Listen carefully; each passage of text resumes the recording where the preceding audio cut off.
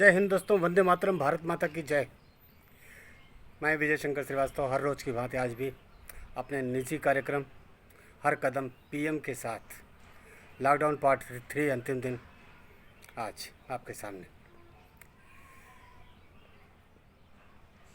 दोस्तों, आज का ये वीडियो हमारा समर्पित होगा हमारे ज़िले के सबसे सम्मानित नागरिक, मैं बोलूँगा कि ज़िले का सबसे बड़ा गार्जियन, मैं बोलूँगा हम सबका भाग्य विधाता, मैं बोलूँगा हम सब के पूरे जौनपुर जनपद वासियों के जो मालिक कहे जाएंगे, यानी जिलाधिकारी श्री दिनेश कुमार सिंह। मेरा आज का वीडियो समर्पित होगा उनके लिए। आज जो भी बातें होंगी उन्हीं के बारे में बात होंगी, अपने ज़िले के बारे में बात होगी। दोस्तों, कल एक बात मेरे दिमाग में कल से गुजरी थी कि बहुत से ज़िले का वो देख रहा हूँ, टीवी पे न्यूज़ देख रहा हूँ, तो मुझे लगता है कि ऐसे न्यूज़ हमारे ज़िले में देखने को नहीं मिले। और हम अपने ज़िले के जिलाधिकारी का कितना गुणगान करें। जिस तरह से हम अपने पीएम का गुणगान करते हुए नहीं थकते, सीएम का गुणगान करते हुए नहीं थकते, उसी तरह से सच बताएं तो जिला अधिकारी का भी गुणगान करते हुए नहीं थकते। ऐसा कोई आपको बताऊं, इसके पहले बहुत से जिलाधिकारी को मैंने देखा है, उनके कार्यशैली को मैंने देखा है।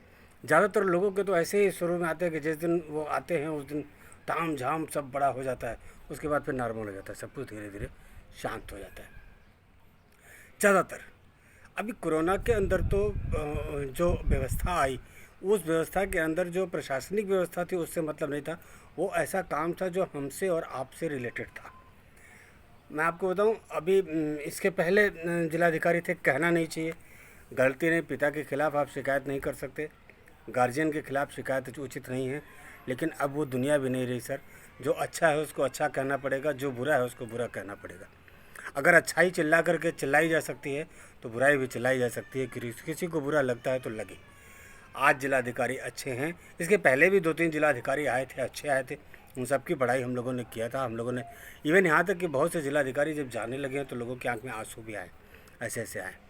ऐसा बहुत कुछ देखने को मिला, ये कोई पहली बार नहीं कर रहा हूँ। लेकिन आज जिस तरह से जिलाधिकारी हैं हमारे जिलाधिकारी, उनकी जितनी बड़ाई करें हम, जितनी बड़ाई करें उतनी बड़ाई कम है। मैं आपको एक बात बोलता हूँ, मेरे फादर थे, लॉयर थे, तो एक बार ऐसा कुछ हुआ तो मैंने इमोशनल हो गया, इमोशन ज़्यादा हो गया। मैं पापा को तबीयत ज़्यादा ख़राब थी, तो मेरे मुंह से निकल गया कि पापा आप नहीं रहोगे तो मैं अनाथ हो जाऊंगा। तो मेरे फादर ने कहा था, बेटा एक बात हमेशा याद रखना, और छोटी सी एक स्टोरी सुनाई थी जो मैं आपके साथ शेयर करना पसंद करूंगा इस समय। उन्होंने कहा, जब आपका देश आज़ाद नहीं था तो जो लोग थे उनके साथ क्या होता था। अंग्रेज़ के राजा अंग्रेज़ जब निकलते थे, उनके सैनिक आते थे बाहर से, तो आपको अपने घर से बाहर निकलने की इजाज़त नहीं थी। कानून का पालन तब भी आपको करना था। उसके बाद जब आपकी सत्ता आ गई, जब आपकी हिंदुस्तान आज़ाद हुआ, आपके लोग आ गए, आपको क्या लगता है कि जब आपका हिंदुस्तान आज़ाद हुआ तो एकदम से आज़ाद हो गया था? देखिए, एकदम से आज़ाद होकर के तो आप जिंदा ही नहीं रह सकते। यह मानव जीवन है, इसके अंदर आपको किसी न किसी कानून का पालन करना पड़ेगा, किसी न किसी के छत्र छाया में रहना पड़ेगा, और नहीं तो किसी के छत्र छाया में भी आप रहो, कम्युनिस्टों की तरह से आप केवल विरोध कर सकते हो। जैसे कम्युनिस्ट ने इस देश के लिए कभी भला नहीं किया। कम्युनिस्ट सोच जो है वो सोच कभी देश हित में नहीं रही। पहली बात तो वो सोच ही नकल है। अब वो जो है, आप सोचिए, अच्छा भगवान की दया से उनका शासन कभी बहुत ज़्यादा लंबे समय तक आता नहीं है। अगर आया होता तो शायद हिंदुस्तान रहता ही नहीं। प्रदर्शित तो करते हैं वर्ड सोच की, लेकिन वर्ड सोच नहीं होता उनका व्यक्ति विशेष का सोच होता है, जो उनका मालिक बैठ करके हैंडल करता है और उनको पता भी नहीं होता। सेम उसी तरह से मेरे पिताजी स्टोरी बताते हैं, वो बोलते हैं कि आपको किसी न किसी कानून के अंदर रहना पड़ता है, और आपके ज़िले के अंदर 4-5 गार्जियनशिप होती है। ये जब लोकतंत्र हो है तो उसके अंदर आपका जिलाधिकारी, आपका पुलिस अधीक्षक और आपका विधायक, आपका सांसद, ये कुछ ऐसे पिलर हैं जिनकी छत्र छाया में आपको जीना पड़ता है। और तब वो मुझसे एक बात कहा करते थे, उन्होंने कहा था कि जब तक आपके पास जिला अधिकारी रहेगा, संविधान रहेगा, कानून रहेगा, तब तक कोई भी बच्चा देश का अनाथ नहीं हो सकता। जिसके पास जिला अधिकारी है वो अनाथ नहीं हो सकता। तो आपको जीना कैसे है वो मैं बता के जाता हूँ आपको। मैं आपको ये बताता हूँ कि जब मैं इस दुनिया में नहीं रहूँगा तो आपको अपना पिता मानना किसको है, आपको अपने जिलाधिकारी को ही अपना पिता मान के जीना। ये कानून, ये संविधान है आपका, आप ऐसे मानोगे। अभी कुछ जिलाधिकारी आपके यहाँ आएंगे जो अपने आप को एज ए रेवेन्यू कलेक्टर, क्योंकि कलेक्टर की पोस्ट है वो आपको रेवेन्यू कलेक्टर बोल करके वो अपने फ़र्ज़ अदा नहीं करेंगे, चले जाएंगे। और दूसरा, एक जिलाधिकारी आएगा जो अपने आप को आपका मालिक समझेगा और अपनी जिम्मेदारी को निभाएगा।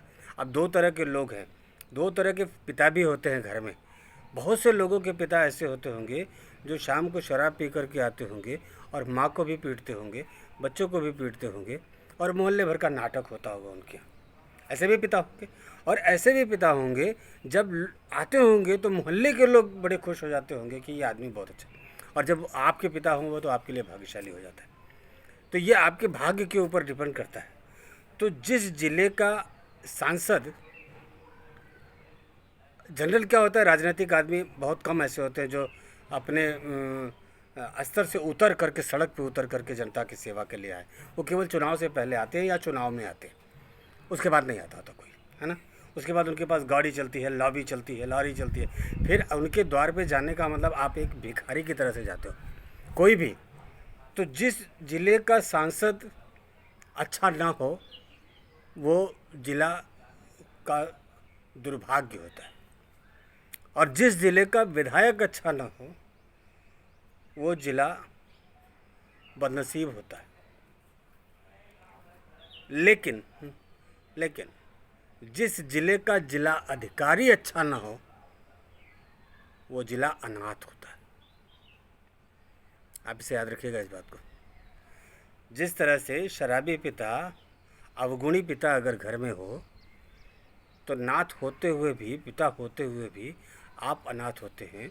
उसी तरह से जिस ज़िले का जिलाधिकारी अच्छा नहीं होता वहाँ आपकी ज़िंदगी तो होती है, आप होते तो हैं, लेकिन पिता के होते हुए भी आप अनाथ बच्चे की तरह से होते।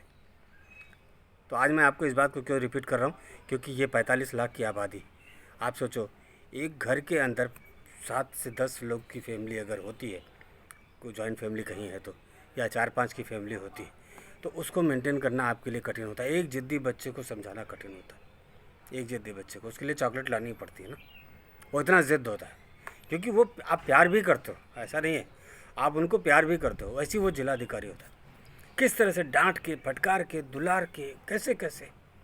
और जो जहाँ मौका पाएगा वो वहाँ चोरी करेगा। मज़े की बात है, जैसे घर के अंदर 4-5 बच्चे अगर होंगे तो 2 एक नालायक होंगे, कोई ना कोई तो जेब में से पैसा निकाल लेगा, कोई ना कोई चोरी कर लेगा, कुछ ना कुछ होगा। ऐसी ज़िले की हालत है। तो ज़िले के लोगों के अंदर भी आदत है उनकी, कोई राशन कार्ड वाला पाएगा तो वो चोरी कर लेगा, कोई पाएगा तो इधर से पाएगा वो चोरी कर लेगा, प्रधान पाएगा चोरी कर लेगा। जो पाता है वो चोरी करता ही करता है, वो मौका पाता है तो छोड़ता नहीं। अभी पिता का रोल अदा करने के लिए गलत को गलत और सही को सही और इस तरह की सज़ा देना और ज़रूरतमंदों को पहुंचाना, उनके भूखों तक उनका रोटी पहुंचा देना, गांव-गांव तक। 45 लाख की आबादी है, आपको बताओ। एक जिलाधिकारी, एक सुबह से निकल करके, मैं अपने जिलाधिकारी को सड़क पे किनारे सीढ़ी पे बैठ के खाना खाते हुए भी उनकी फ़ोटो वायरल हुई है। आज पता नहीं, जब भी कोई अधिकारी, आपको बताएं, जब कोई अधिकारियों को गाली देने लगे तो समझ लेना वो अधिकारी बहुत अच्छा हो। अब आम कर्मचारी का जीना दूभर हो जाता है, क्योंकि अगर एक बढ़िया, जिस तरह से पीएम है 18 घंटा काम कर रहे हैं तो उनके मातहतों को तकलीफ़ होती है ना। ऐसे ही जब हमारे जिलाधिकारी इस तरह से काम करते हैं तो उनके मातहतों को तकलीफ़ होती है।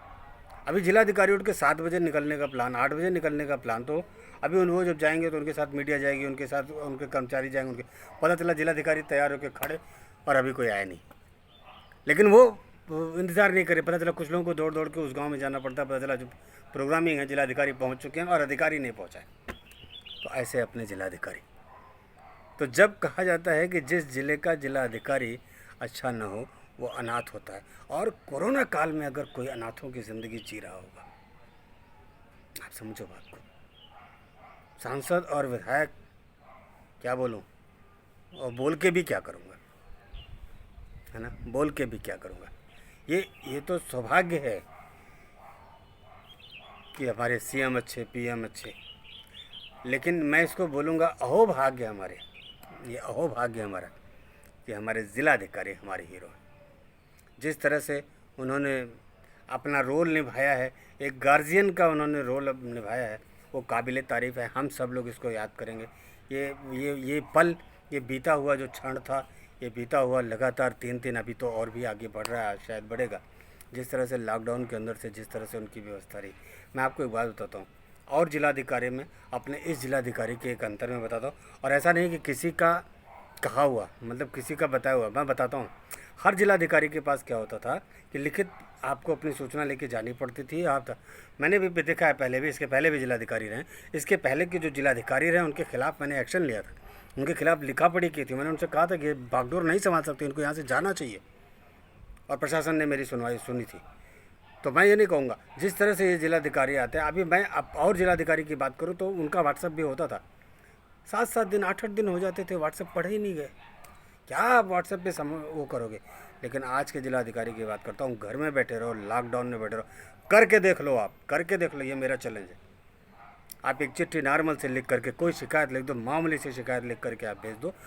हर बार जिलाधिकारी के यहाँ उनका सेक्रेटरी उठाता है मोबाइल, वो पढ़ता है, या वो आपको कॉल बैक करता था, वो फ़ोन करता था, उसके बाद वो, आप ऐसे बताओ, मैं किसी अधिकारी की शिकायत कर दूँ जिलाधिकारी से, और जिलाधिकारी का कोई सेक्रेटरी उसको उठा ले, और उसके बाद वो बोले कि वो फलां का थानेदार का या उसका शिकायत है, उसका फिर हमको बोले हाजिर हो जाओ और बताओ, लिख के लाओ, ये ड्रामा। डर के मारा कोई शिकायत करता है क्या? सब जानता है, इसीलिए लोग शिकायत नहीं करते। लेकिन आज के जो जिलाधिकारी हैं, आप उनके व्हाट्सएप पे शिकायत करके दिखाओ, तो आप उनके ऊपर कुछ करके दिखाओ। उनके कान तक बात पहुंचने के लिए कुछ और नहीं, एक व्हाट्सएप है, उनका एक मेल है, आप करके देखो ना, रिज़ल्ट आपको मिल जाएगा। ये अनुभव के साथ बोल रहा हूँ, कहना नहीं पड़ा। एक आप ऐसे सोचो, हर जिलाधिकारी से कोई शिकायत करने में डर लगती, क्योंकि कॉल बैक आएगा तो जवाब देना पड़ेगा, और जवाब देना पड़ेगा तो जिसकी शिकायत की उसको पता चल गया कि मैंने शिकायत की, तो फिर मेरे तो काउंटर होने का है, तो कोई डर के मारे शिकायत ही नहीं करता। आज मैं बहुत बहुत बहुत अहोभाग्य है हम सबका कि जो जिलाधिकारी हैं, तो आपको अपने बच्चे की तरह से, अपने नागरिक की तरह से, और अपने खुद को गार्जियन की तरह से, जिस तरह से उन्होंने हैंडल किया है, जिस तरह से एक छोटी छोटी शिकायत पे भी कार्रवाई हो गई, फैसला हो गया, आपके पास कॉल बैक ना आ रहा है, ना तो जवाब आ रहा है कि आपके क्या किया गया। हाँ, बस इतना स्क्रीन पे दिखाई दिया कि ये मैटर पढ़ा जा चुका है, 2 दिन 1 दिन देखते रहिए आप, उस मैटर का रिजल्ट आप, कभी कभी तो मैं बताऊँ 4 घंटे 5 घंटे के अंदर उसका रिजल्ट सामने आ गया। ये है जिलाधिकारी। ग्रैंड सैल्यूट, अभिनंदन है आपका। मैं विजय शंकर श्रीवास्तव आपका चरण स्पर्श करता हूँ। और लॉकडाउन जब ख़त्म होगा तो अभी बहुत सी संस्थाएं ऐसी होंगी जो आपका स्वागत करने के लिए आतुर होंगी। मैं एक बार पुनः अपने जिलाधिकारी का कितनी बार अभिनंदन करूं, जो खुशी आपने दिया है, जो विश्वास आपने अपने लोगों के मन में पैदा किया है, जो आपके प्रति लोगों के अंदर कोई डर नहीं है, अपनापन है, एक दुलार है अपना, कि हम अपने जिलाधिकारी से कुछ भी कह सकते हैं, कोई डर नहीं है। उस बात के लिए मैं आपका अभिनंदन करता हूँ। भगवान आपको लंबी उम्र दे, भगवान आपको स्वास्थ्य दे, भगवान आपका परिवार सुखी रखे, हम सब की दुआएं आपको लगे। पूरे जौनपुर जनपद की तरफ से आपका अभिनंदन है और स्वागत है। आपके लंबे उम्र की कामना करते हैं। भगवान आपको जितनी खुशी हो सके उतनी खुशी दे। जय हिंद, वंदे मातरम, भारत माता की जय। कल फिर मिलूँगा दोस्तों अपने इसी टाइम पे, हर कदम अपने निजी कार्यक्रम हर कदम पीएम के साथ में। कल आपके साथ एक नए मुद्दे के साथ आऊँगा। हमारा ये वीडियो जिलाधिकारी तक पहुँचेगा, नहीं भी पहुँचेगा, हम खुश हैं। वंदे मातरम।